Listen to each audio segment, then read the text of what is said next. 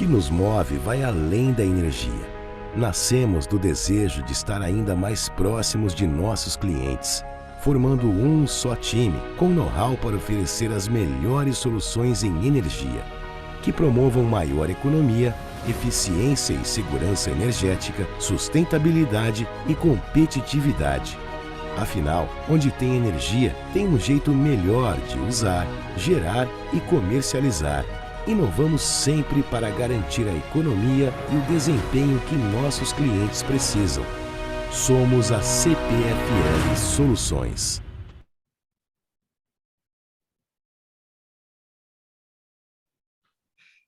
Bom dia a todos, é uma satisfação iniciar o evento CPFL Soluções Insight, com o tema âncora, como planejar a gestão de energia com mais eficiência e ganho de performance. A relevância desse assunto nos dias de hoje no Brasil e a importância para os negócios das empresas. É uma satisfação estar com vocês hoje, nesse dia 9 de dezembro, num evento que é uma realização de uma grande parceria existente entre a CPFL Soluções, a FIEE e a ABINE. Gostaria de fazer alguns comunicados aí em relação de como estaremos conduzindo o evento, que terá de duração de 1 hora e 15 minutos. Os microfones e as câmeras estão em mudo. Todas as perguntas que vocês participantes tenham, por gentileza, podem fazê-los através do chat. E também existe ali do lado do Zoom ali a questão de você acessar e fazer as perguntas pelo Questions and Answers ali. Elas serão respondidas ao longo do tempo previsto para a realização do evento, de 1 hora e 15 minutos.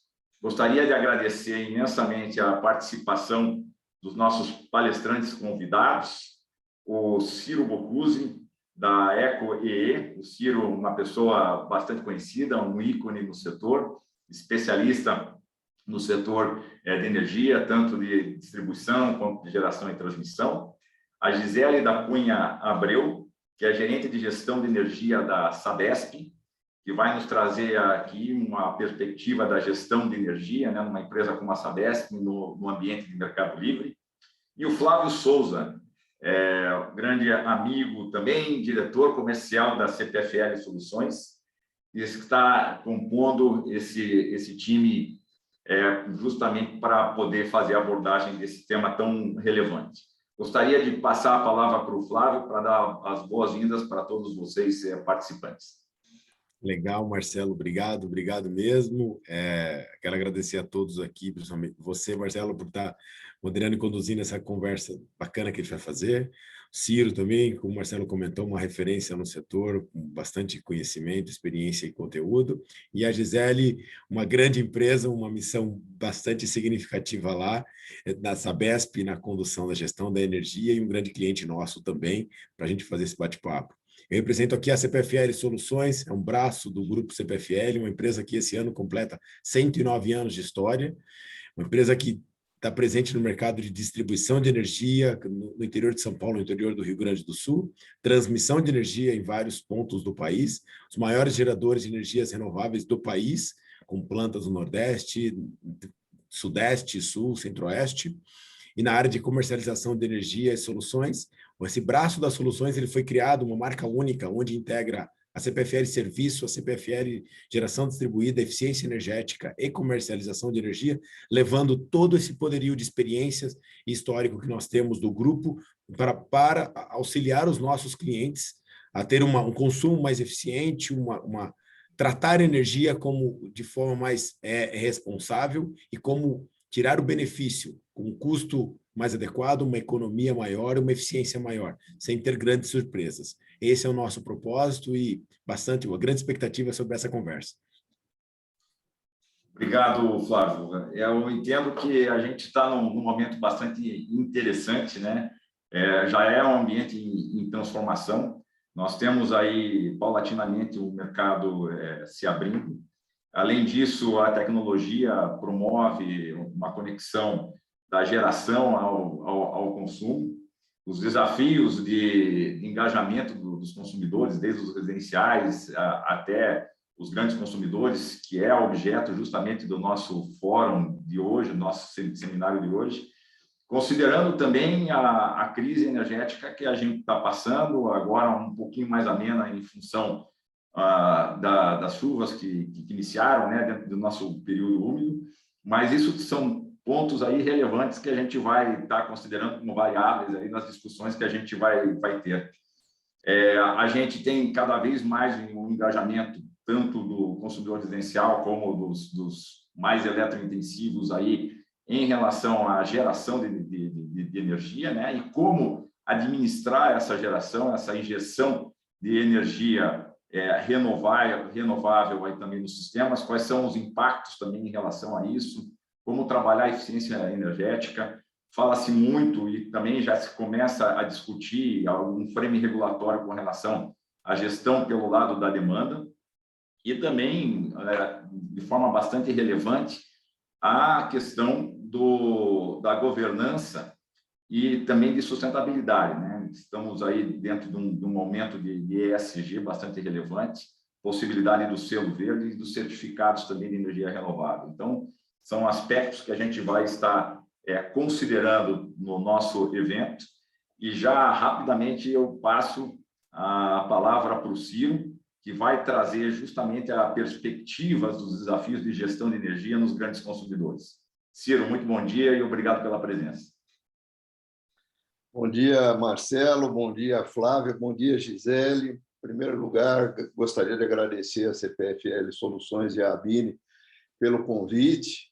Já trabalhamos muito juntos aí em outras ocasiões, é sempre um prazer estar junto com vocês num evento como esse, né? Eu tenho aqui algumas apresentações, algumas lâminas aqui, que eu vou passar rapidamente para a gente aquecer a nossa conversa de hoje. E eu queria começar falando um pouco do momento, né? Eu acho que o Marcelo explorou, nós estamos aí vivenciando ainda uma crise hídrica, né? Com aumentos previstos aí no radar, né? Que tem sido havendo diferimento sucessivos de tarifas, né? Bandeiras tarifárias, enfim, né? E o desafio das grandes empresas ele está focado em 3 frentes, né? O primeiro aí, a mais emergente, a mais visível, é o custo de energia, a questão da inflação, né? O impacto que esse custo alastra para toda a economia, e a questão da competitividade do seu negócio, né? Então, energia é um item de classe A para a maioria das empresas, né? Então, é um ponto de atenção na área de custos. A questão da crise hídrica é a preocupação com a segurança do abastecimento a longo prazo, né? Então, as empresas também têm uma preocupação de como fazer caso realmente a crise hídrica volte a ocorrer. Como bem falou o Marcelo, ela, graças a Deus, está um pouco afastada, mas 2022 ainda vai ser um ano de muitos desafios, né?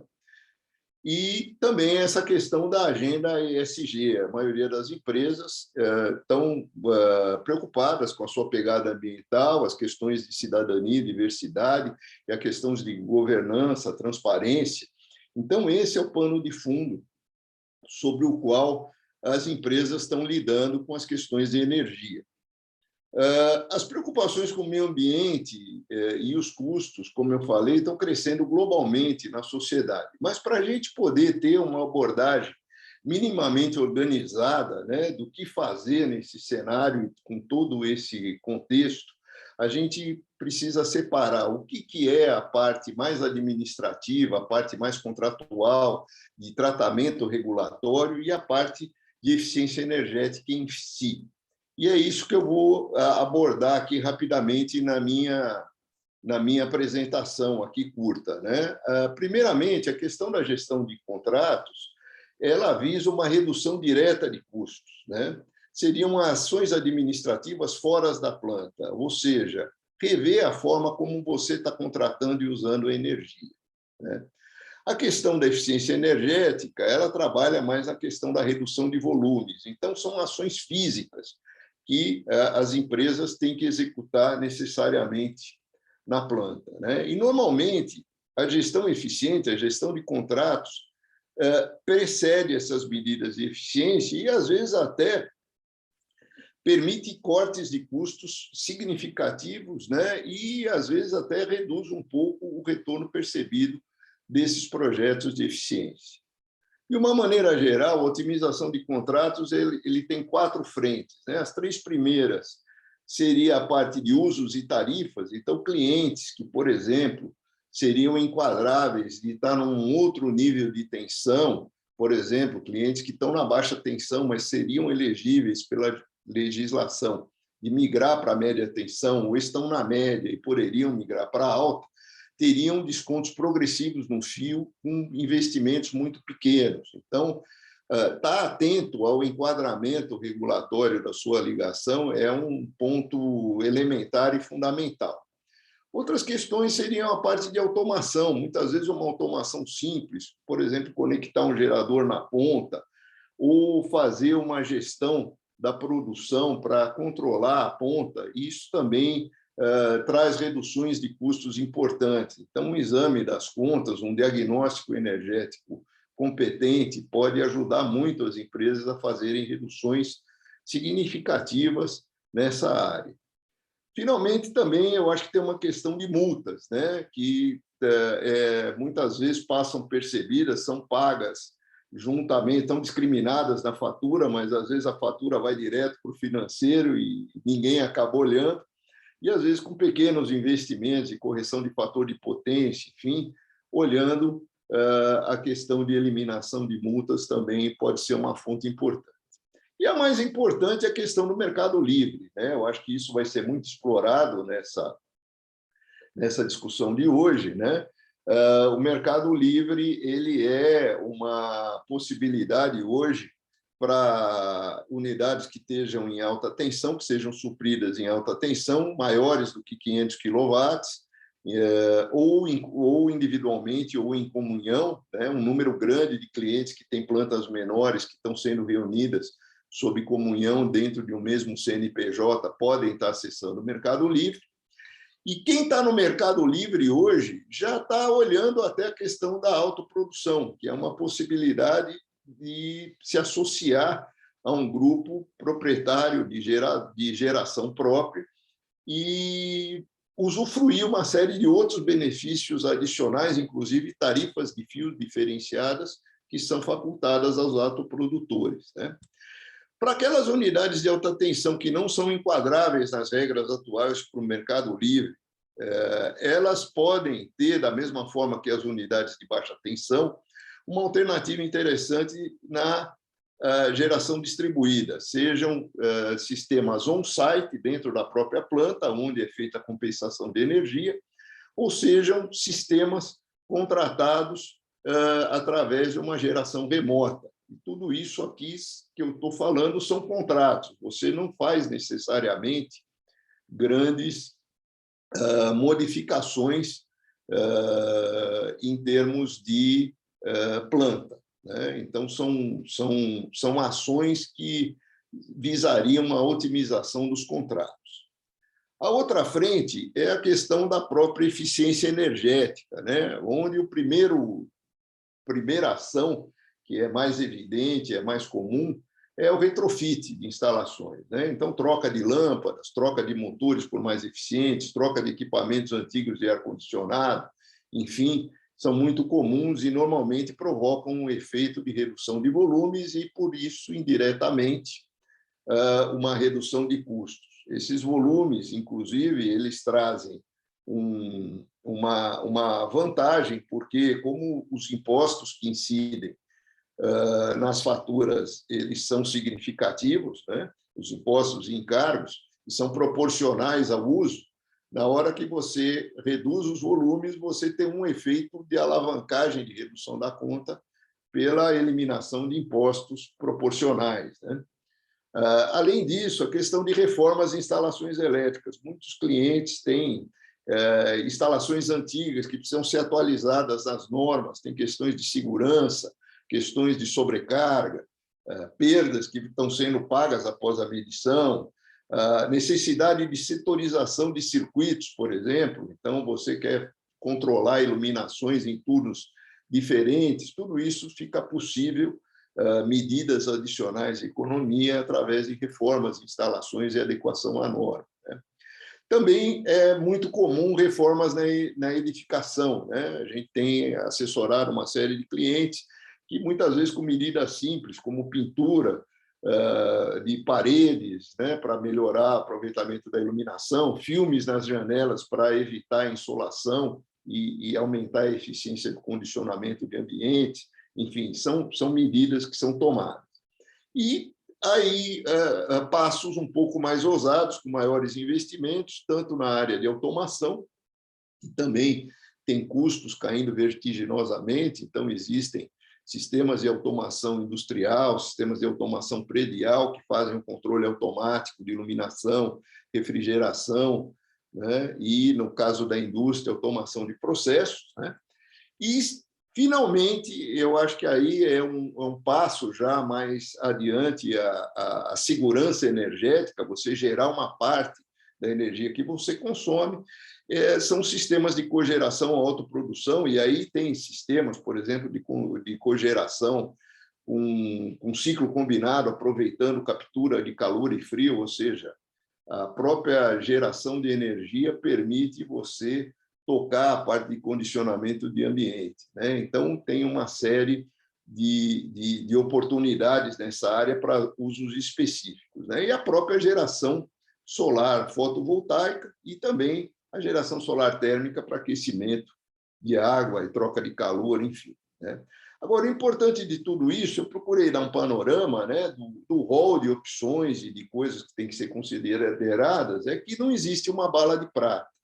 O cliente ele sempre tem que ser olhado com uma individualidade, precisa ser analisado caso a caso quais dessas opções se aplicam em maior ou menor grau e se existe uma base econômica de retorno de investimentos para essas aplicações. Então, por aqui eu encerro a minha apresentação, tá certo? Voltando aqui a palavra aqui para o nosso moderador, o Marcelo, devolvendo aqui, eu acho que eu cumpri o tempo aí razoavelmente, Marcelo, fiquei nos 10 minutos que você me deixou, né? Mas esse é o pano de fundo que eu queria passar para você. Com certeza, um dot, exatamente dentro do tempo aí. Muito obrigado, Ciro. E procurando colocar alguns takeaways aí da sua apresentação, eu acho que você colocou alguns pontos bem importantes, né, que eu procuraria resumir em racionalização, redução de custos, com segurança, sustentabilidade e qualidade. Qualidade de energia também é importante, não adianta você trabalhar com todo esse ecossistema se a qualidade da energia deteriora, né? Então, isso é um aspecto bastante importante dentro desse contexto. Segurança também é bastante relevante. Quando a gente fala de segurança, a gente não fala não só na segurança pessoal de quem está fazendo a gestão de energia de uma forma bastante ampla, mas também outros aspectos de segurança que começam a preocupar cada vez mais, né? Existe a questão da segurança cibernética, que a gente, com o advento aí dos sensores, da internet das coisas, existe também elos de vulnerabilidade que precisam ser tomadas algumas precauções para que não exista a possibilidade de, através de alguns dispositivos de sensores dentro da própria gestão de energia, se tornar vulnerável ao ataque de hackers, né? Então, esse também é um aspecto bastante importante nos dias de hoje. Mas eu vou aproveitar aí esse resumo que eu fiz aí, baseado naquilo que você apresentou, Ciro, para chamar a Gisele e perguntar para ela a respeito das dores e oportunidades que a Sabesp vem tendo com relação à questão da gestão de energia, né, que envolve tecnologia, project finance, o fato de você ser grandes consumidores, mas também estarem se tornando produtores também da energia que vocês estão consumindo. Então, Gisele, essa é a primeira pergunta para você. Muito obrigado pela tua presença e bom dia. Bom dia a todos. Agradeço o convite para estar compartilhando um pouquinho da nossa vivência aí na gestão de energia na Sabesp.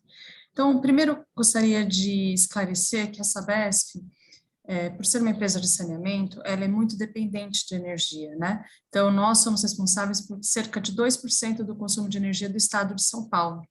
E temos muitos pontos de energia distribuídos. Então, diferente de uma indústria grande porte, que tem a concentração, nós temos a distribuição também como um desafio, né? Então, cerca de 16 distribuidoras, entre distribuidoras e permissionárias, que fazem o suprimento de energia na Sabesp. Então, traz uma complexidade ainda maior para a gente fazer a gestão de energia e buscar redução nos gastos, né? Então, falando um pouquinho do Mercado Livre, a Sabesp iniciou no Mercado Livre em 2004, e a gente foi progredindo na complexidade da nossa gestão, né? Hoje, nós temos cerca de 8.000 pontos de consumo. Eu vou compartilhar aqui a tela para ficar mais fácil para compreensão. Então, nós temos cerca de 8.000 pontos de consumo de energia, e desses, apenas 67 que estão no Mercado Livre, só que eles correspondem a cerca de 56% da nossa energia consumida. Por outro lado, a gente pode observar que isso representou apenas 48% no ano de 2020, né? Então, mostrando que a gente tem uma grande economia por estar no Mercado Livre. Só que, assim, a gente, além do benefício de reduzir o gasto, tem também o benefício da previsibilidade de gasto, né? Então, o Marcelo comentou aí na crise hídrica que a gente está atravessando e o impacto que isso traz nos custos. E quando a gente está no Mercado Livre, a gente consegue atenuar. Não que a gente não vá sofrer com isso também, mas a gente consegue atenuar um pouco o impacto desses custos elevados que a gente está observando no mercado regulado, aí com as bandeiras tarifárias como estão, né?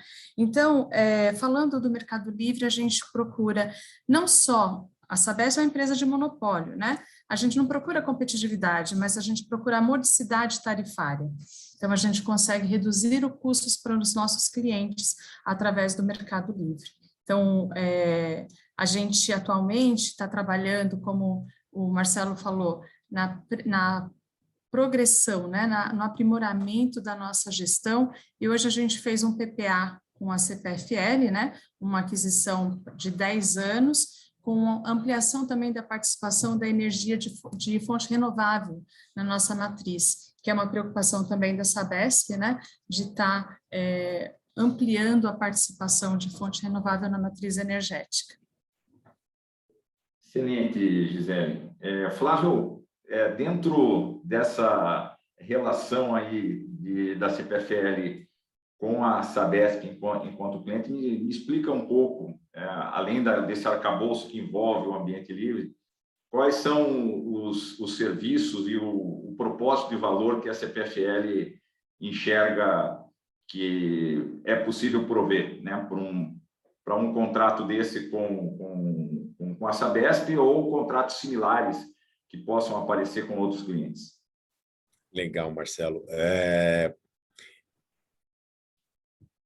Considerando que a empresa está presente em vários segmentos e vários mercados, nós temos uma experiência grande para poder avaliar esses tipos de contrato. O Ciro comentou, a mesma solução não serve para todos. E é importante a gente estar próximo do cliente, entender a necessidade dele e a condição dele. A Sabesp, ela tem condição e ela tem uma gestão muito bem eficaz, como a Gisele comentou. Eles têm uma previsibilidade de consumo e eles conseguem esticar essa curva para o longo prazo. Quando ela estica essa curva, ela tem uma previsibilidade de custos. Então, ela sabe quanto vai gastar, desde que ela tenha um consumo parecido nos próximos anos. Isso dá previsibilidade e planejamento. Ter planejamento num ambiente tão estável de energia, e aí se a gente pegar o exemplo deste ano, que nós estávamos mediante o Brasil ele tem uma característica por ter uma grande capacidade da geração vindo de fontes hídricas. Com uma escassez hídrica, o custo da energia ele subiu muito. Em novembro, que nós tivemos uma chuva no outubro acima de uma média histórica, o preço do Mercado Livre caiu. Só que o cliente ele não quer ter essa oscilação, ele tem esse risco alto, baixo, caro preço. A amplitude de preço do Mercado Livre ele chegou a bater no curto prazo de quase R$600 para baixo de R$70. Então, é uma amplitude muito grande e os clientes que têm o outro core do negócio, eles não querem estar à mercê dessa crise. Então, essa forma de esticar essa curva é você ter acesso à energia mais barata no longo prazo, ter uma previsibilidade e ter acesso a fontes renováveis também.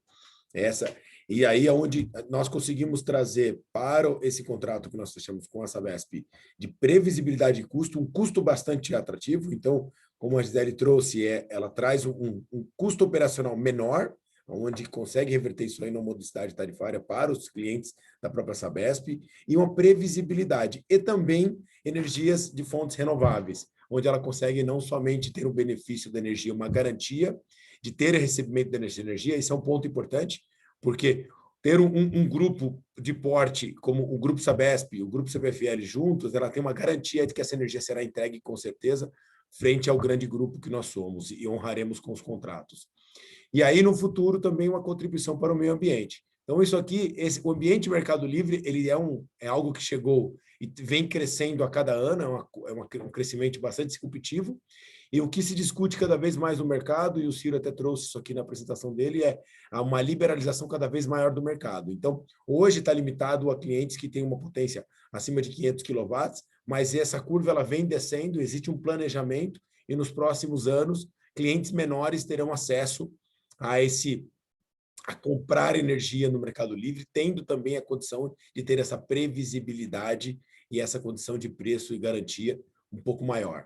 Então, no Mercado Livre, hoje, ele veio para ficar, ela é uma questão que traz a liberdade para o mercado, mas também a liberdade para o cliente escolher seu próprio fornecedor de energia. Excelente, Flávio. Você falou aqui bastante em previsibilidade, longo prazo, e isso pressupõe planejamento.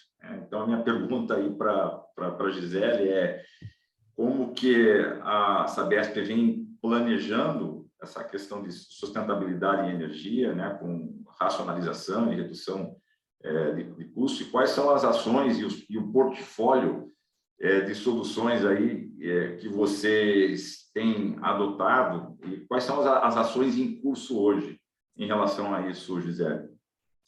Então, Flávio, o Ciro mencionou, né, que primeiro a gente tem que fazer a análise dos contratos, né, para a gente poder partir depois para uma gestão mais aprimorada. Então, é essencial que a gente tenha um sistema de informações que a gente possa compreender como que é o nosso consumo e como está a gestão dos nossos contratos.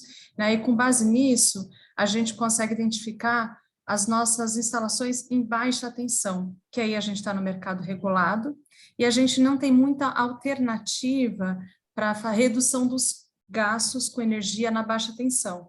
Só que com a GD, né, com a 482, a gente vislumbrou a oportunidade da gente estar desenvolvendo um programa de geração fotovoltaica.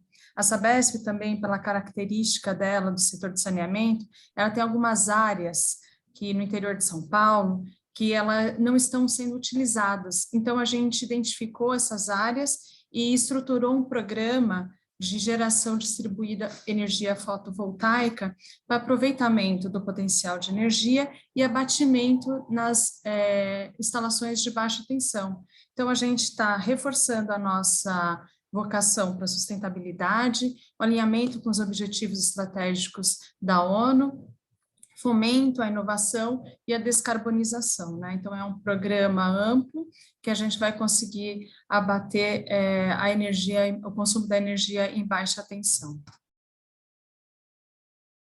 Ótimo. Eu gostaria de incentivar os participantes aí a fazerem perguntas, né? A gente vai estar inserindo aí, fazendo as perguntas aos palestrantes à medida que elas vierem chegando aqui no chat ou no Q&A que está abaixo aí na sua tela de Zoom. A minha provocação agora é para o Ciro, né? Baseado no que a Gisele colocou aí das ações que estão sendo realizadas pela Sabesp, você, como consultor de empresas nessa área de gestão de energia, compartilha conosco aí a tua visão dessas ações que a Sabesp está colocando e também a tua experiência em relação a essa questão em consumidores aí de grande porte. Perfeito, Marcelo. Na verdade, essa autoprodução, né, seja para as unidades de baixa tensão que não podem ir para o Mercado Livre, como única alternativa para uma geração limpa. E esse é um caminho sem volta. Eu acho que com o avanço da agenda ESG, né, para muitos clientes que têm muitos sites em baixa tensão, como é o caso que a Gisele mostrou, a Sabesp, né, ela tem poucos sites no Mercado Livre, a grande maioria estão ainda no mercado cativo. Esse é um caminho sem volta, é um caminho que vai prosperar, já está prosperando e vai prosperar cada vez mais. Para vocês terem uma ideia, a gente saiu em 2012, 2013 de zero de geração solar e hoje nós temos 8 gigawatts. Agora, no final do ano, nós vamos bater 8 gigawatts de geração descentralizada, né? Então, a penetração das renováveis é realmente a grande mudança. Outra coisa é que todas as empresas com agenda ESG estão também se transformando, face à preocupação ambiental, em empresas de energia. Então, um grande número de empresas que têm outras atividades, né, como no caso do serviço público da Sabesp, temos vários clientes na área de telecomunicações, existem vários clientes na área industrial, estão migrando tanto para fazer geração distribuída, seja um site ou remota, nas unidades de baixa tensão, e mesmo consumidores que estão no Mercado Livre, a gente tem notado uma crescente procura e interesse para se tornarem empresas sócias de empreendimentos de grande porte, plantas eólicas, plantas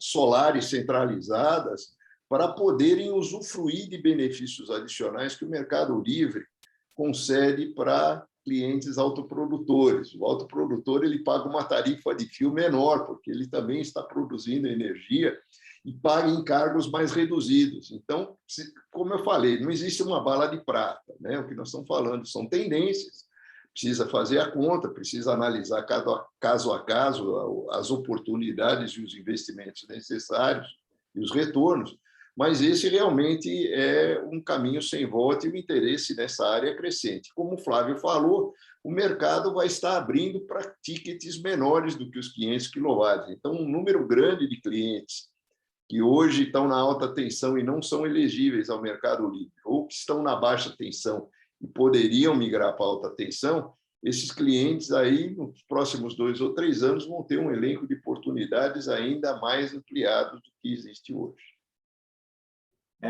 Nós temos aí na ordem de mais de 100 mil consumidores do Grupo A que estão entre 70 e 300 quilowatts de demanda contratada. Então, tem aí um desafio aí para a CPFL e outras empresas aí na captura desses clientes que têm necessidades de propósito de serviço agregado bastante fortes aí. A gente falou um pouco sobre geração, principalmente de energia, né? Geração renovável, né?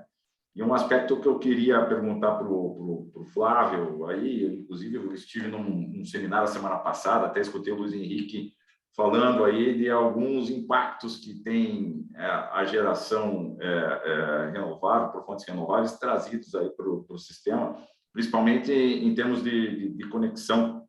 E aí já emendo aqui também, Flávio, nessa minha pergunta para você, com relação a como que a CPFL Soluções tem visto a questão da conexão para trazer esses grandes blocos de energia de geração de fontes renováveis, como que a CPFL, e aí também já vou emendar e colocar a Gisele também nessa pergunta, como a CPFL e a Sabesp veem a questão também do uso de baterias, armazenamento de energia, nos pontos de consumo de alta tensão, para reduzir a demanda contratada e a resiliência das instalações dos clientes. Tá? Essa é uma pergunta do Sérgio Sevelianu. Tá? Então, basicamente, minha pergunta engloba aí a questão da conexão e como que vocês já anteveem aí a questão do armazenamento de energia através de baterias.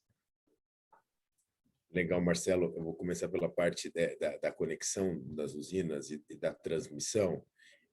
A gente sabe, de fato, a capacidade que o Brasil tem de geração de energia por fontes alternativas.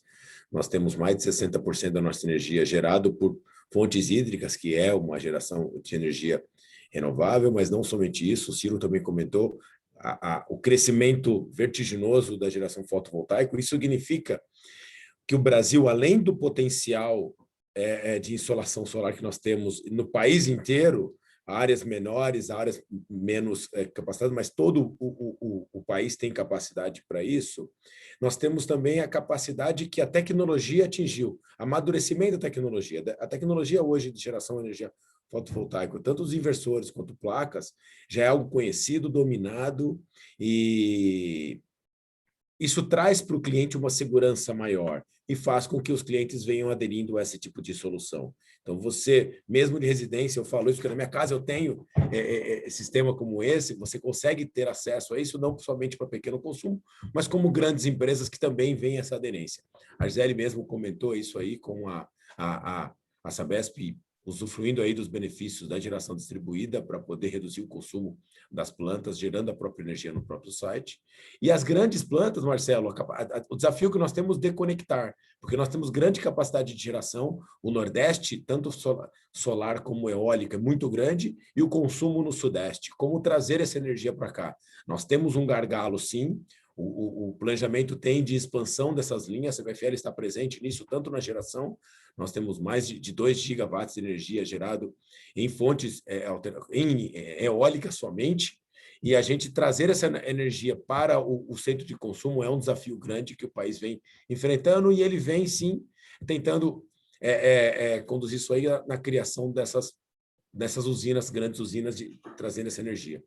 Um outro ponto é como que as empresas também se conectam no grid. Qual é o desafio que tem? Na apresentação do Ciro, ele colocou isso daí. Existem muitas empresas conectadas em baixa tensão que poderia estar migrando para uma tensão de média e alta tensão, trazendo para eles tanto o benefício de um custo menor de energia, mas como uma continuidade de fornecimento melhor. Então, e aí a CPFL consegue dar bastante suporte, porque isso é parte do que a gente oferece para os nossos clientes, fazendo esse auxílio nesse diagnóstico. Então, o que é importante? Temos muitas tecnologias e muitas opções no ambiente de energia. Ele é um ambiente complexo, sim, energia para os clientes. Por outro lado, existem boas empresas, a CPFL consegue dar o auxílio para esse cliente para escolher a melhor solução para o caso deles. Se for uma mudança da infraestrutura ou se for um contrato de energia, a gente consegue dar esse suporte. E por último, Marcelo, sobre a questão das baterias, é uma tecnologia que ela vem se desenvolvendo, como foi o desenvolvimento da planta do eólico, como foi o desenvolvimento do solar, que ela está em desenvolvimento. Um dos desafios que tem agora é a questão de custo, é você encaixar o custo, ter um payback razoável para atender a demanda. Nós, a CPFL, já fizemos 5 projetos de P&D, e nós, a CPFL Soluções, fizemos as instalações, tanto de plantas, dando suporte, fazendo a compensação com plantas eólicas, fazendo um armazenamento com essa bateria para ter a geração no momento necessário, como também para o cliente, como foi o exemplo que o colega utilizou aqui dessa Sabesp. Tendo essa planta, dando o suporte para ter a continuidade de fornecimento quando uma eventualidade falta da conexão com a rede. O desafio que tem aqui é a questão de custo, mas o custo de bateria, não somente no ambiente de storage, mas a gente olha num celular, o tamanho e os custos vêm caindo muito, e com essa queda, com certeza, isso aqui vai ser uma tecnologia e uma solução que vai ter em larga escala utilizado tanto no grid como propriamente para os clientes. Perfeito. E aí eu emendo a pergunta, então, para a Gisele, como que a Sabesp está vendo essa questão de armazenamento, né, de aplicação de baterias? Se vocês tratam isso já como eficiência energética, como uma ação de eficiência energética futura, né? Então, se você puder falar a respeito da questão do armazenamento dentro dos estudos da Sabesp, e também explicar como que a Sabesp vem trabalhando os programas de eficiência energética também. Então, eu concordo totalmente com o Flávio, né? A questão da maturação da tecnologia, da aplicação da tecnologia, na verdade, como consumidor, a gente está esperando, né? Então, a gente ainda não fez nenhum movimento para fazer a adoção de baterias, para suprir eventual falta, né, eventual falha na distribuição de energia. porque a gente entende que isso ainda não atingiu o nível de maturação adequado para a gente já começar a utilizá-lo, né?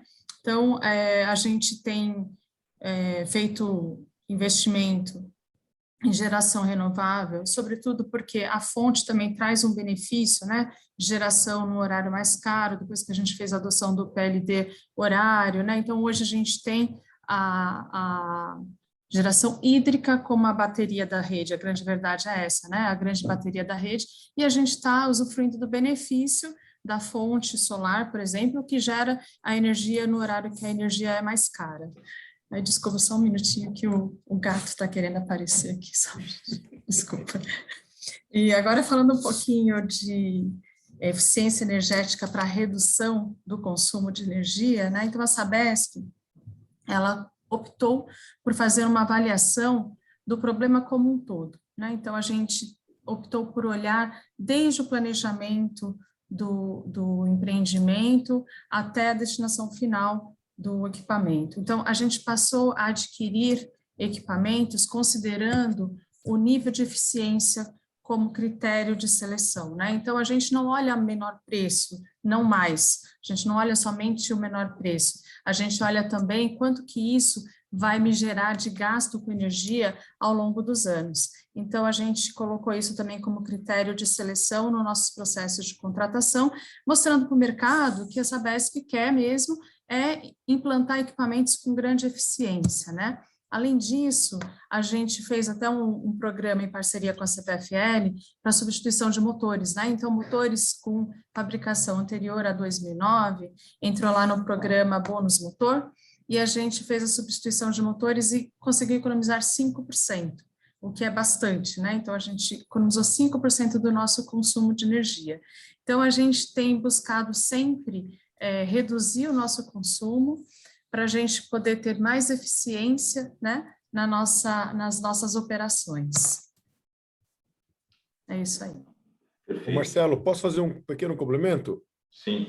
Sobre a questão só um adendo na questão de storage de baterias, existem alguns segmentos que já utilizam essa tecnologia, sim. São segmentos onde eles não permitem interrupção do consumo. Um exemplo são empresas de tecnologia, como os grandes data centers, que têm um backup de baterias porque não permite interrupção em nenhum momento. Estamos aqui todos nós conectados por meio digital. Imagina se tivesse uma queda e demorasse 1 minuto para voltar, que é uma questão onde entra os geradores para poder ter esse retorno ou até um religador funcionar.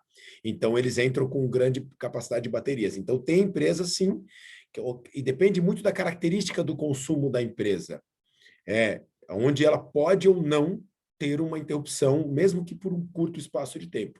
Os grandes data centers não podem ter essa interrupção. Então, eles utilizam, sim, a tecnologia, e aí eles conseguem encaixar dentro do CAPEX e OPEX, dentro do custo da operação deles, esses tipos de soluções. E aí, Flávio, como é que a CPFL Soluções tem combinado no seu portfólio de soluções a questão da eficiência energética? Marcelo, eficiência energética é uma palavra que se comenta muito no mercado. O potencial que o Brasil tem é colossal. E utiliza-se muito o jargão que nós temos algumas Itaipus para poder aplicar dentro das empresas com eficiência energética. E eficiência, ela vai e o Ciro conseguiu fazer um bom racional ali, explicando uma linha do tempo e as opções que tem de eficiência energética, mas você pode ir desde uma mudança cultural da forma com que os profissionais dentro das empresas fazem esse consumo, como que ele liga uma lâmpada, até o fato de ele entrar e desligar uma lâmpada, até o sistema de ar-condicionado, onde a tecnologia consegue ajudar essas empresas. E hoje em dia a tecnologia veio para nos ajudar e está dando muita condição disso. Só o ambiente de telemetria, e você tem grande conhecimento disso, veio para nos ajudar. Então, quando a gente consegue medir, eu consigo tomar uma ação. Então, somente o fato de medir o meu consumo já consegue trazer um ambiente, uma cultura de eficiência energética mais forte dentro da operação. E, por fim, e não muito distante disso, é a modernização do seu ativo, do seu maquinário. Existem empresas com maquinários mais antigos, com sistema de aquecimento, sistema de água gelada, ar-condicionado, motores, como a Gisele comentou, que a simples troca ou a modernização, motores, você pode instalar inversores que você consegue ter um grande benefício, aqui já gera uma grande economia, onde o payback, que eu acho que é um ponto importante, eficiência energética, ela tem que estar vinculada a uma questão econômica. Você tem que dar benefício. Você tem que trazer uma economia num longo prazo, num médio e longo prazo, dentro da perspectiva que você tem. E a CPFL, por ter um parque instalado muito grande, nós temos o próprio laboratório interno nosso. Então, a gente aprende muito com isso e a gente consegue levar isso para os nossos clientes. Então, nós temos alguns bons cases aqui dentro da nossa operação, onde eu substituo caldeiras, faço ciclo combinado para os clientes e eles conseguem aqui ter um grande benefício de economia, de custo no final. Porque, no final das contas, o cliente, o que ele quer? É um sistema onde traga menos problema, menos interrupções. Energia veio para trazer melhor da qualidade de vida e produtiva das empresas. Então, eu consigo tentar ter menos problemas e um custo mais competitivo, para fazer com que o produto dessa empresa, o serviço que ela presta, ela fique mais competitiva e tenha uma vida perene. Então, o objetivo disso é como que a gente consegue estar próximo dos clientes, fazendo com que ele seja mais competitivo e a vida útil da empresa seja cada vez mais longo e ele possa investir cada vez mais. Esse é o propósito principal que a gente acaba trazendo e toda a nossa experiência a gente consegue levar para o chão de fábrica, para essa análise junto com os clientes. Perfeito. O Ciro, com relação à questão de eficiência energética, como que você trata a questão de qualidade de energia? Você considera que a qualidade de energia ela está associada à eficiência energética? Isso aí deve ser tratado em separado pelas empresas? Coloca aí um pouco da sua opinião com relação a isso. Perfeito. Eu acho que o Flávio e a Gisele abordaram muito bem a questão da eficiência energética, né? E de uma maneira geral, o que a gente percebe é que o mercado em si, os grandes clientes, eles têm uma preocupação muito grande, não só com a parte de custos, né, e usos, né, mas uma grande preocupação na parte do impacto e da pegada e da forma de fazer as mesmas coisas, né? Então, isso implica na necessidade de uma substituição de equipamentos, muitas vezes, não por custos, às vezes os custos não são nem tão vantajosos, mas a forma de fazer ela traz um alinhamento com os valores da empresa, né? Eu vou dar um exemplo. Eu uso combustível renovável no meu carro. A gasolina, às vezes, é mais barato comprar, mas por uma questão de planeta, eu procuro usar o álcool, né? E existe uma série de custos que, muitas vezes, nesses projetos não são vistos. O Flávio, por exemplo, falou a questão da substituição de equipamentos e você, às vezes, troca um equipamento que vai ter uma vida útil maior ou vai ter uma manutenção menor, né? Por exemplo, lâmpadas, né? Então, você trocar uma lâmpada antiga por uma lâmpada de tecnologia mais avançada, você também economiza nas manutenções. Então, tudo isso tem que ser apurado. Em relação à qualidade de energia, hoje existe muita tecnologia, os clientes que estão instalando equipamentos novos, equipamentos de automação, eles têm um nível de monitoramento muito avançado, né, impensável há 3, 4 anos atrás, né? E essa parte de qualidade de energia é um dos requisitos que traz o armazenamento também, os no-breaks, os condicionamentos de energia, né, que também foi questão de uma outra pergunta, como também uma ferramenta que vai ter um uso crescente. Os custos ainda são proibitivos para a maioria das aplicações, mas a gente está vendo uma penetração explosiva da questão do armazenamento no setor de energia. E não só nas aplicações, nas plantas, no uso final, né, nas instalações de consumo, mas também no sistema como um todo, né? os recursos de flexibilidade para garantir qualidade de energia, confiabilidade, conformidade de onda, condicionamento de energia, evitar flutuações de tensão, eles estão cada vez mais à disposição e, normalmente, eles vêm associados com soluções ou de no-break, de retaguarda, ou de armazenamento. Hoje à tarde, por algum acaso, está havendo o Encontro Nacional de Energia Solar e eu devo estar falando num painel, acho que às 3 horas da tarde, mais ou menos, especificamente sobre armazenamento de energia. Eu vou estar participando presencialmente, vai ser lá no Centro de Convenções Rebouças. Então, esse é um tema também de crescente interesse e esse é o grande mudador de jogo. Quando você olha a questão do condicionamento de energia, do armazenamento e da qualidade de energia, esse é um grande mudador de jogo para o setor, é a grande revolução tecnológica, a próxima onda da grande revolução tecnológica. Quer dizer, você poder ter uma caixa de energia na sua indústria, na sua empresa, para poder assegurar uma energia de extrema qualidade, né, e bem integrada e confiável, né? Então, de uma maneira geral, é essa aí a visão, Marcelo. Tá, Ciro, e agora aproveitando aí para você, por gentileza, responder uma pergunta aqui do Douglas Dutra, né? Já que você está falando aí de energia solar, vai ter até um evento hoje à tarde também. Hoje temos uma penetração muito grande de instalação de energia fotovoltaica e de energia eólica. O que isso representa em nosso mercado, Ciro? Isso é uma tendência, como eu falei, sem volta.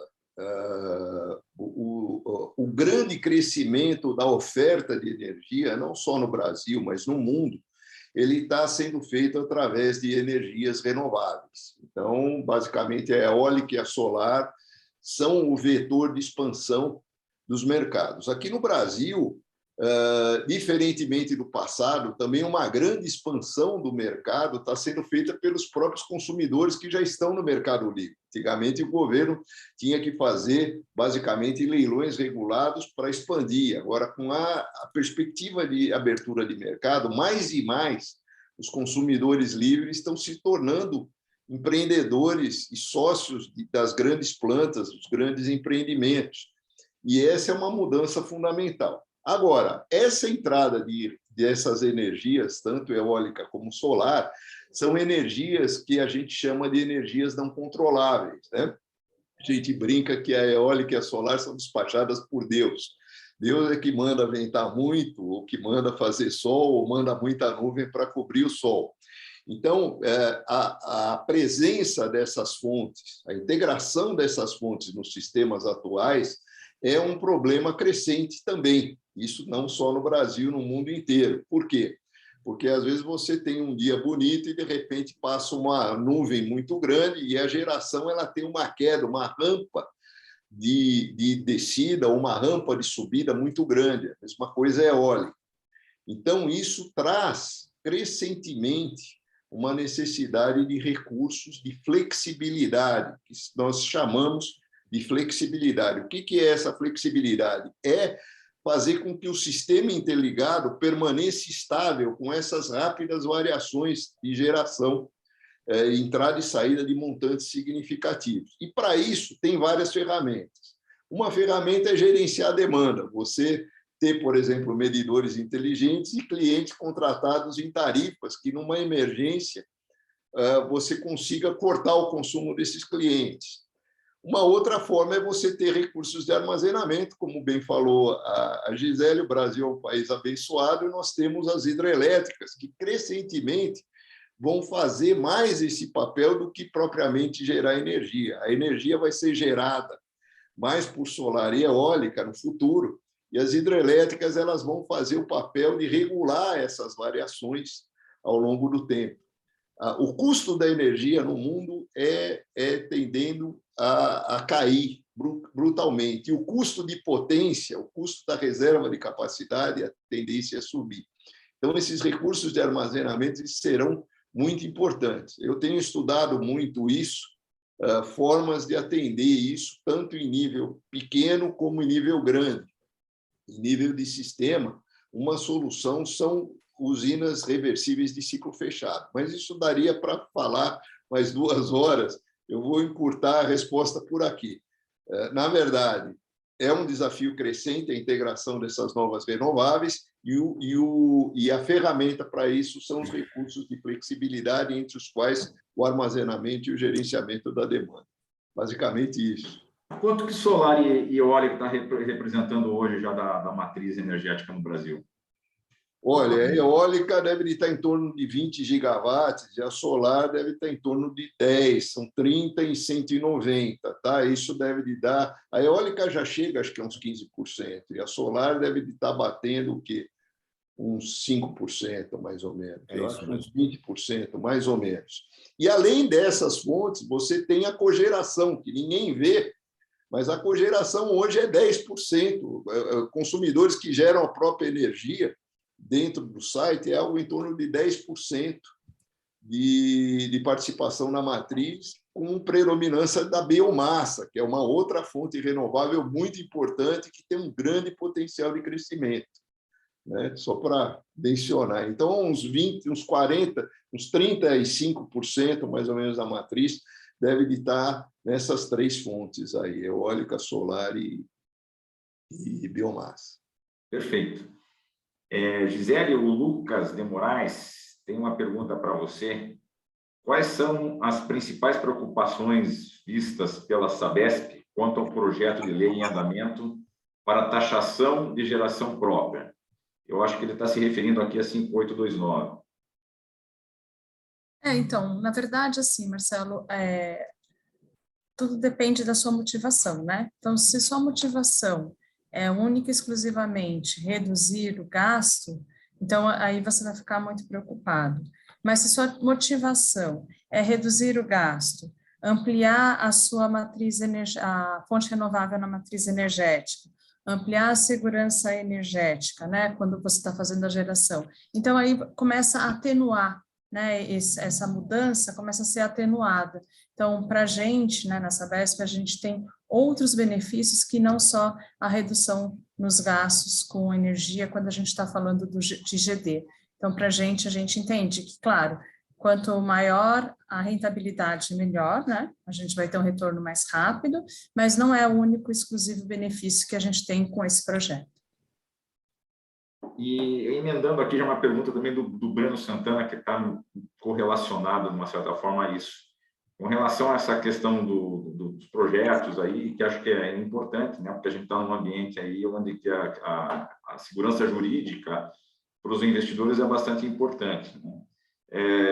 E aí, se tratando de geração de fontes renováveis, na tua opinião, alternativa grid ou off-grid, ambas podem ser aplicáveis e interessantes sob o ponto de vista de viabilidade?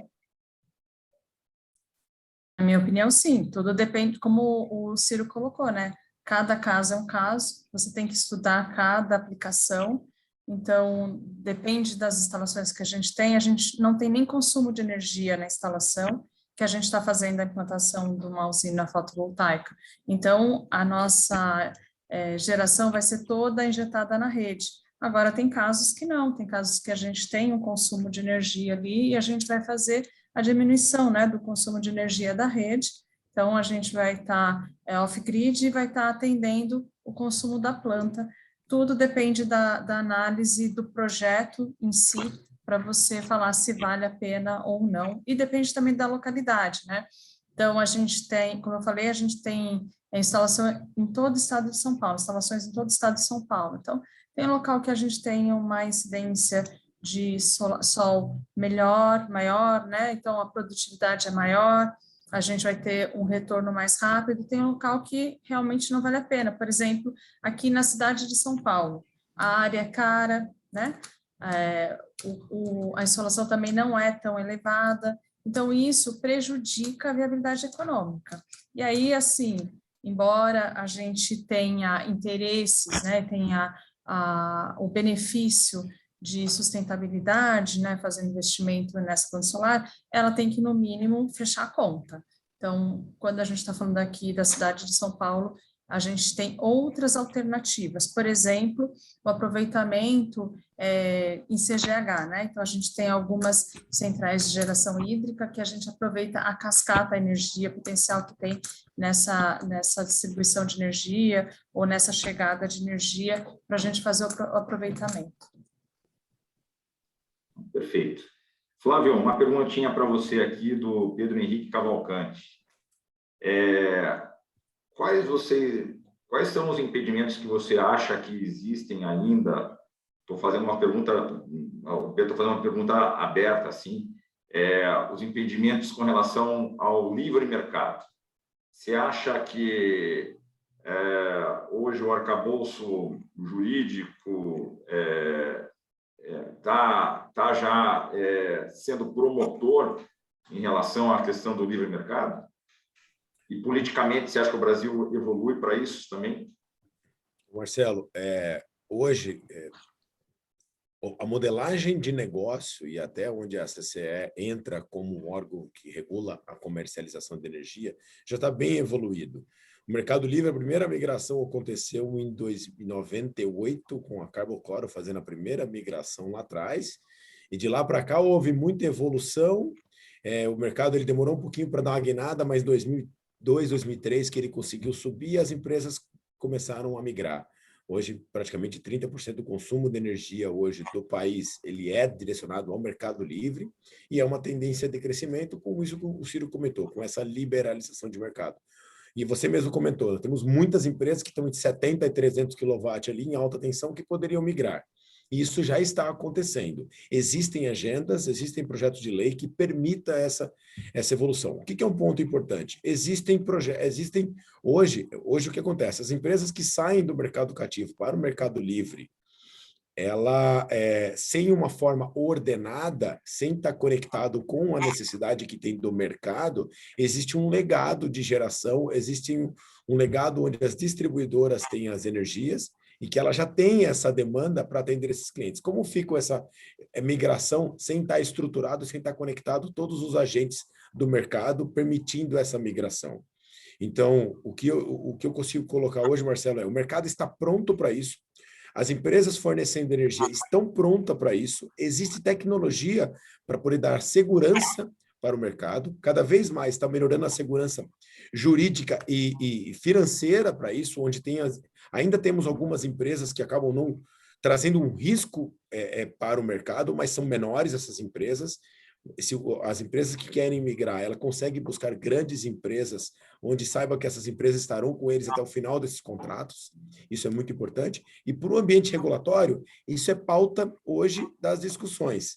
Então, existe hoje pauta, discutindo agora, a ANEEL lançou, nas 2 semanas atrás, saiu um estudo da ANEEL, junto com a CCE, discutindo sobre a liberalização do mercado. Então, isso é pauta do Congresso nessa discussão.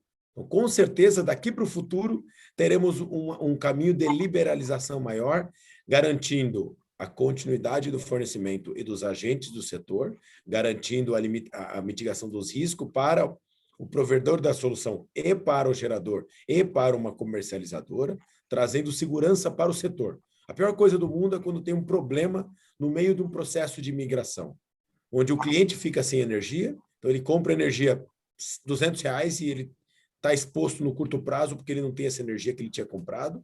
Isso é ruim para o setor, isso é ruim para o cliente, isso é ruim para todo mundo, para a sociedade. Então, o objetivo é que não ocorra isso. Então, está acontecendo esse planejamento para dar essa liberalização grande e dando para o cliente a opinião da escolha. Ele pode escolher de quem ele comprar. E à medida que o mercado se abre, acaba também se abrindo novas oportunidades de serviço, e isso eu entendo que também potencializa a economia, né? Gira a economia. E aí tem uma pergunta do Francisco Alvarez, que está um pouco conectado a isso, né? E ele fala que atualmente estamos tendo uma explosão de fornecedores de projetos de instalação, de geração de energia fotovoltaica. Eu entendo que com a abertura do mercado tem outras possibilidades de serviço e necessidade de fornecedores especializados para algum tipo de implantação, também isso vai acontecer. E a pergunta dele basicamente existe uma regulação para poder ser fornecedor da CPFL? A CPFL, ela tem nós chamamos internamente de LOF, é um processo de qualificação de fornecedor, onde é avaliada a capacidade técnica, capacidade financeira, capacidade de honrar os contratos. Qualquer fornecedor pode ser fornecedor da CPFL, desde que ele passe por esses processos. A gente imagina, a CPFL é uma empresa que tem 10 milhões de clientes hoje sobre a gestão na distribuidora, tem mais de 4 GB em geração, tem milhares de quilômetros em transmissão, ainda mais agora com a aquisição da CE Transmissão no Sul. Então, o impacto frente ao cliente é muito grande. Por isso que o fornecedor ele precisa ter um altíssimo nível de capacidade técnica, financeira, para poder honrar os contratos. Então, Marcelo, o fornecedor, para fornecer para o grupo CPFL, ele precisa seguir essas regulações. Então, está diante de todas as normas necessárias, principalmente de segurança, que é uma questão prioridade zero para a CPFL, é a segurança do colaborador, a segurança da população, a segurança de todos envolvidos no processo. Mas sim, qualquer empresa pode ser um fornecedor. E para fornecer agora instalação frente a uma rede da CPFL, existem as normas da CPFL. Se entrar no site cpfl.com.br, lá tem tudo bem descrito, quais são os procedimentos que tem para fazer uma conexão dentro da área de concessão da CPFL. Perfeito, Flávio. Eu recorro a você agora, Ciro, uma pergunta do Renato Grando. Ele fala, a pergunta dele basicamente é o desconto no transporte ou uso do sistema previsto de 50%. Eu acho que ele está se referindo aqui à TUSD, na minha opinião aqui. O desconto no transporte e uso do sistema previsto de 50%, quando da desregulamentação do sistema elétrico ainda é vigente? Olha, as regras atuais estão nesse sentido, né? Agora, o que está se discutindo é uma abertura progressiva do mercado de uma forma suave, né? Ninguém imagina romper contratos ou romper direitos. Então, ao mesmo tempo que se discute a eliminação de subsídios progressivamente, se discute também que essa transição ela tem que ser feita de uma forma tranquila, né? Então, a gente imagina que os contratos atuais vão ser preservados e que vai haver uma fase de transição, né? Até onde eu estou acompanhando, tudo isso vai ser feito de uma maneira suave e não tenha dúvida que isso deve acontecer dessa forma. Um exemplo recente disso foi a questão da própria 482, né? Eu acho que houve aí um grande debate de grupos aí, né, a respeito disso, e a solução que foi dada, o que é? O próprio mercado chegou num consenso de como fazer a transição de uma forma segura.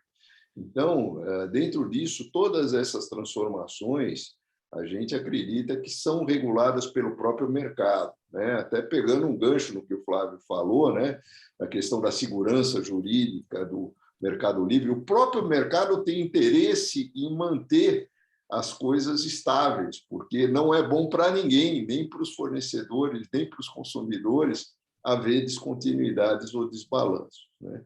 Então, os ambientes que a gente está trabalhando aqui no Brasil, nessa área de energia, são ambientes seguros, né? E eu acho que a ANEEL tem um papel importante, né? E a própria CCE, que é um agente independente, no caso do Mercado Livre, ele tem um papel fundamental nessa área.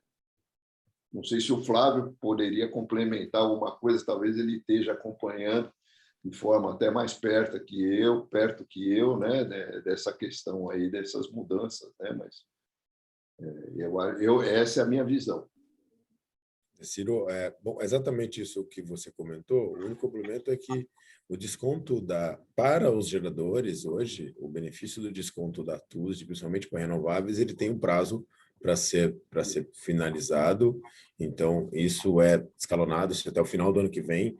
A partir do final do ano que vem, as geradoras passam a não ter mais esse desconto, gerador de fonte alternativa, mas isso é em franca discussão. A discussão está tendo agora, então não dá nem para falar algo muito concreto, porque nós estamos sentando para discutir agora. Nós, que eu digo, toda a sociedade, todos os órgãos responsáveis por isso. Está tendo assembleias públicas aí para poder ser discutido isso agora. Então, não está definido ainda as regras agora, como está funcionando esse processo de abertura do mercado e como fica com os geradores frente ao desconto da TUSD, que antigamente era existente nas fontes renováveis. A boa notícia é de que isso está na pauta, né? Inclusive da Câmara e do Senado. O Senado está analisando, mas está voltando para a Câmara para ter um bom alinhamento e para que isso seja concluído o mais breve possível. Não sei se isso vai ocorrer ainda dentro desse ano, mas a perspectiva é de que, pelo menos no início do ano que vem, a gente já tenha aí uma decisão com relação a essa questão do projeto de lei, né? O que eu acho que é um bom sinal para o mercado. Nós estamos chegando no final aí do nosso webinar.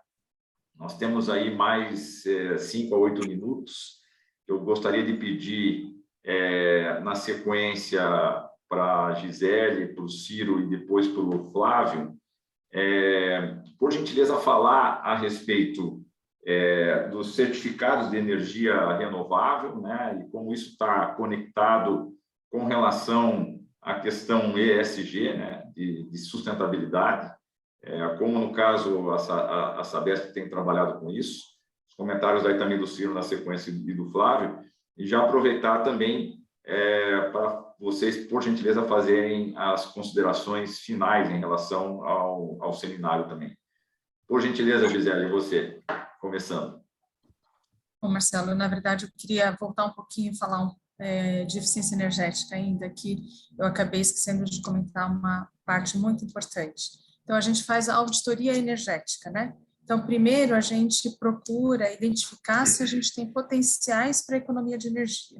Então, falando já do ESG, a gente busca ter a eficiência nas nossas operações. Então, a gente mantém essa prática de verificar como está o desempenho das nossas instalações, identificado pontos que a gente tem oportunidades de melhorar a nossa eficiência, a gente trata. Então, o primeiro passo na visão do ESG é a gente reduzir o nosso consumo, né? Então, ao máximo que a gente reduzir o nosso consumo, para a gente ter as nossas operações garantidas, aí a gente passa a ampliação da fonte alternativa, né? Fonte incentivada, fonte alternativa, fonte renovável na nossa matriz de suprimento.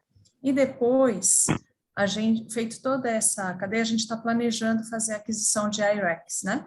Para a gente fomentar o desenvolvimento de fonte renovável naquilo que a gente não consegue evidenciar que a gente está com fonte de renovável em nosso consumo. Então, a Sabesp aderiu ao decreto, né, de descarbonização, então a gente está procurando até 2050 ter zero de emissão na questão de energia, então a gente está planejando, sim, fazer essa transição para a gente assegurar que o nosso suprimento de energia não gere impacto, seja carbono zero. Tá? E eu agradeço aí o convite para a gente compartilhar um pouquinho da nossa experiência, foi muito bacana, conhecer um pouquinho também das possibilidades aí que a CPFL está projetando, que o Ciro está vendo aí para o futuro também da energia. Muito obrigada.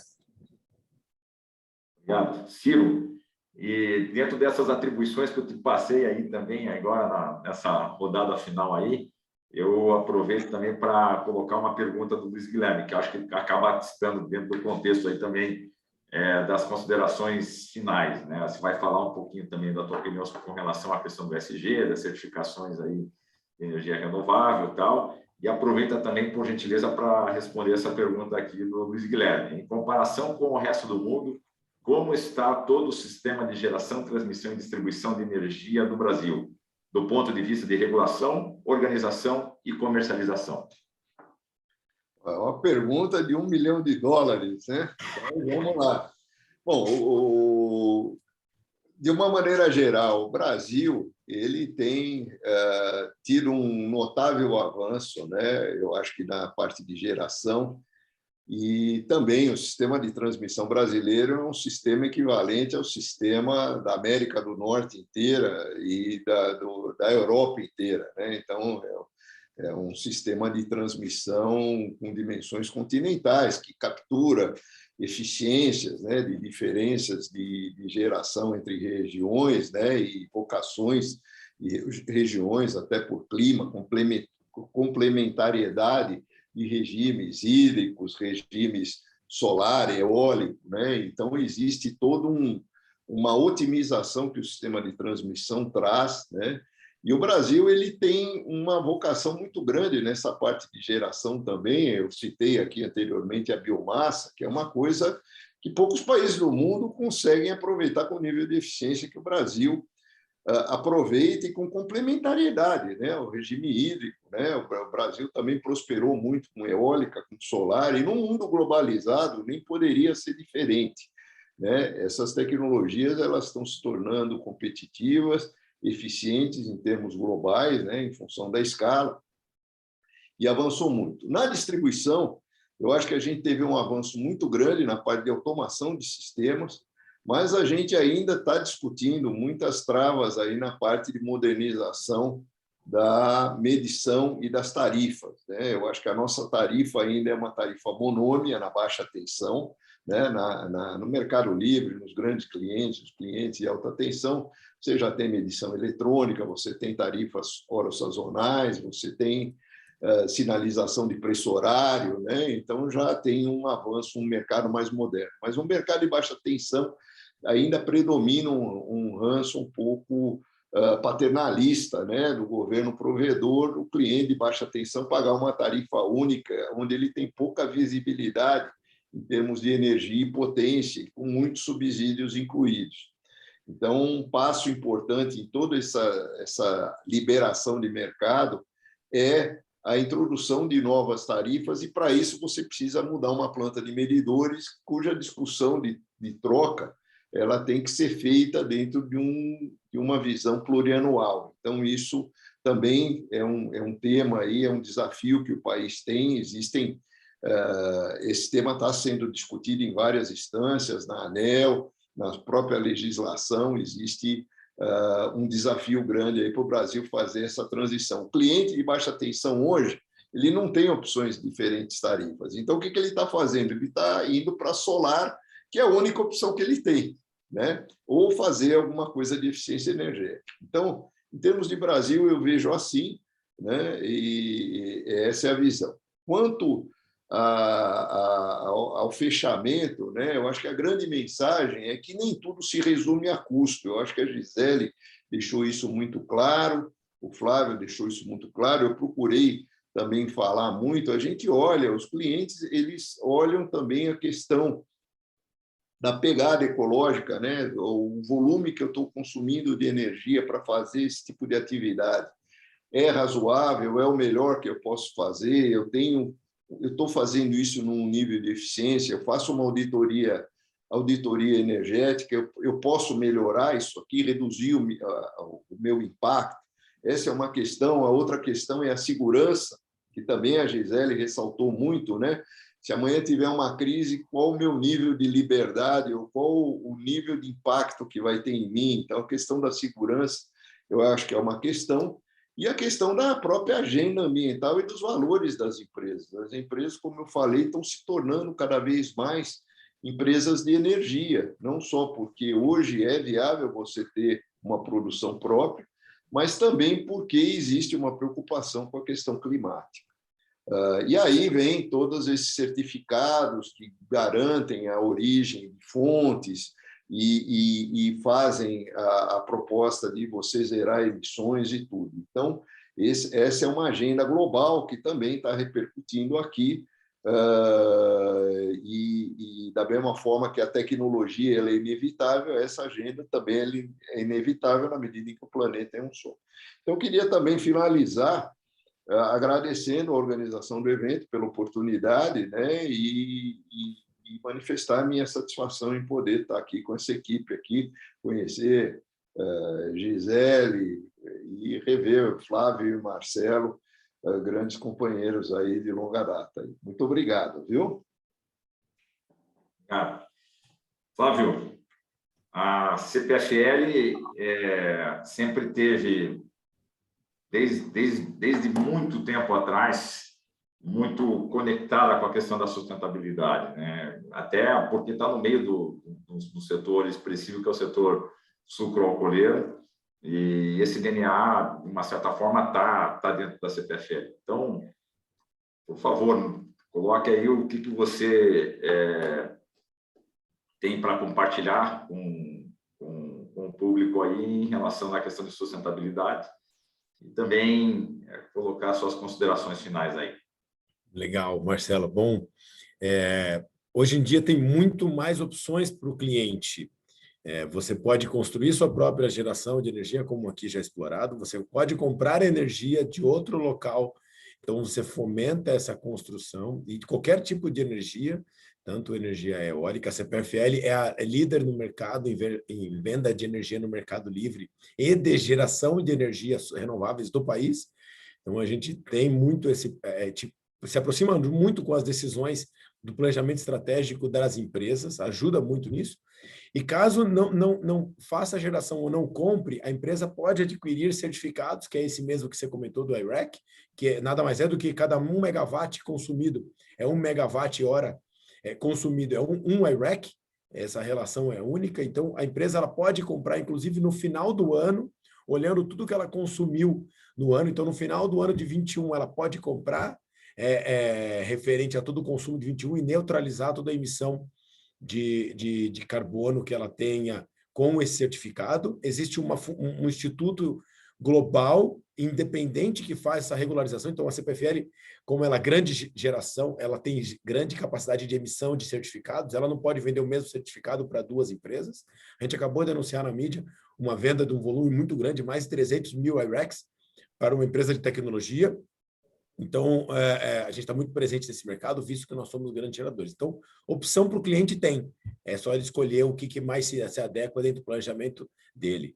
E sobre o mercado como um todo, e finalizando, Marcelo, eu faço uma correlação. Quando meu pai me pergunta se eu estou bem profissionalmente, eu respondo, falo, pai, eu estou no melhor mercado, numa grande empresa, e no melhor momento, porque é um mercado muito grande, cheio de mudanças, cheio de oportunidade, que é a mudança que o mercado de energia está passando agora, é o que o mercado de telecom passou no início dos anos 2000, é o que o mercado de finanças está passando agora, o mercado de energia está passando.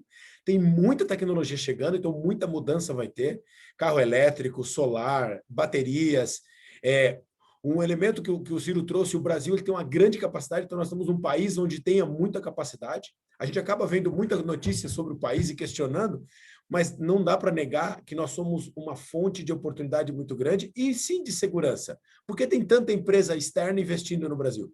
A CPFL é um bom exemplo disso. A CPFL pertence ao grupo State Grid, que é a maior empresa do mundo de energia, a terceira maior do mundo em faturamento. Por que as empresas investem aqui? Porque eles enxergam que tem potencial, tem uma segurança jurídica, tem um arcabouço regulatório em evolução. Então, aqui nós estamos no momento de expansão. Nós temos outros problemas do que outros países têm. Nós temos mais de 80% da nossa energia gerada de fonte renovável, enquanto outros países, a grande maioria é carvão, térmicas. Então, a gente tem problemas diferentes. E, por último, com essa capacidade grande de energia, nós temos potenciais de grande crescimento no mundo. Se diz muito sobre o hidrogênio verde, e nós temos a capacidade de ser um hub global disso, trazendo ainda mais tecnologia, trazendo ainda mais sustentabilidade, não só para o país, mas para as empresas, como para o mundo todo. Então, nós estamos num momento bom, nós somos privilegiados por estar nesse segmento, nesse mercado, nesse momento. Então, eu fecho aqui agradecendo ao Ciro, ao Marcelo e à Gisele pelo esse bate-papo riquíssimo aqui. A gente ficaria mais umas 3, 4 horas conversando aqui, com certeza. Agradeço ao público por ter mandado bastante pergunta e perguntas bastante legais, que eram, com certeza, dúvida deles e de outros colegas que estão assistindo a gente. Me mantenho à disposição aqui, frente ao Grupo CPFL, na parte de soluções, mas eu agradeço demais aqui essa riqueza de bate-papo. Muito obrigado, Flávio. Eu agradeço a toda a organização também do evento, fazendo menção também da Adriane, do Nuno e do Tiago, que ajudaram e que coordenaram, né, o evento aqui. Agradeço imensamente a Gisele, ao Ciro, a você, Flávio, pela oportunidade, pela troca riquíssima e, obviamente, em especial a todos os participantes aí que estiveram conosco até o momento. Eu peço, inclusive, à audiência que, se puder responder a pesquisa, né, que está dentro do próprio Zoom, aí, se vocês puderem fazer, eu agradeço imensamente também. Muito obrigado e espero revê-los aí numa próxima oportunidade. Um bom final de semana para todos também, embora seja quinta-feira, mas a gente está pertinho do final de semana aí. Um abraço. Até logo, pessoal. Tchau, abraço. Tchau, Bom ano a todos. Tchau, tchau. Tchau, tchau. O que nos move vai além da energia. Nascemos do desejo de estar ainda mais próximos de nossos clientes, formando um só time com know-how para oferecer as melhores soluções em energia, que promovam maior economia, eficiência e segurança energética, sustentabilidade e competitividade. Afinal, onde tem energia, tem um jeito melhor de usar, gerar e comercializar. Inovamos sempre para garantir a economia e o desempenho que nossos clientes precisam. Somos a CPFL Soluções.